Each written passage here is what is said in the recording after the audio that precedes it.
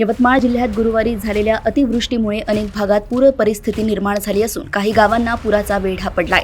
यवतमाळच्या दारव्हा तालुक्यातील उचेगाव या गावातील उल्हास जाधव या शेतकऱ्याचे मोठे नुकसान झाले आहे। शेतामध्ये असलेल्या 70 बकऱ्या आणि कोंबड्या पुराच्या पाण्यात वाहून गेल्या। तसेच शेतात लागवड केलेले कपाशी, सोयाबीन आणि तूर व हळद या पिकांचे मोठे नुकसान झाले आहे। शासनाने तातडीने पंचनामा करून नुकसान भरपाई द्यावी अशी मागणी शेतकऱ्यांनी केली आहे। यवतमाळ येथून नितीन राऊत यांची रिपोर्ट। 10:30-11 वाजताचा मोसममध्ये पाऊस भरपूर आला आणि सर्वकून पाण्याचा एवढा मोठा हे होता की पूर्ण शेडच्या अवताल पाण्याने पूर्ण गोल भोवताल करून घेतलं होतं। त्याच्यात पूर्ण माझं शेड आहे ना, गोट फार्म, त्याच्यात 98 बकऱ्या होत्या, 45 पिल्ले, त्याच्यात पुन्हा माझ्या कोंबड्या होत्या 170 कोंबड्या।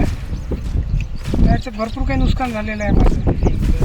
स्प्रिंकलचं सट गेलं, त्याच्यात गव्हाचे पोते होते, यांची कुट्टी खायची होती,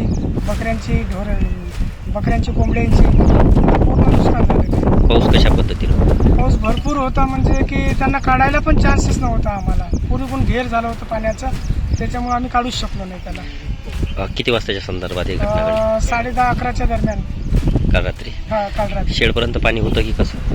नाही, ते अचानकमध्येच रात्री एकाएकीच पूर्ण घेर झालं इथं। हां, शेडवर माणसं होते, ते निघून गेले 10 वाजता। त्याच्यानंतर पूर्ण पाणी घुसलं तर पूर्ण हे झालं। अंदाजे कितीचं नुकसान झालं तुमचं? अंदाजे माझं शेडच माझं जवळपास 7 लाखाचं शेड होतं माझं। बकऱ्या त्याच्यातने माझ्या 10-15 लाखाच्या बकऱ्या आहेत। असं करून 25-30 लाखाचं नुकसान झालं।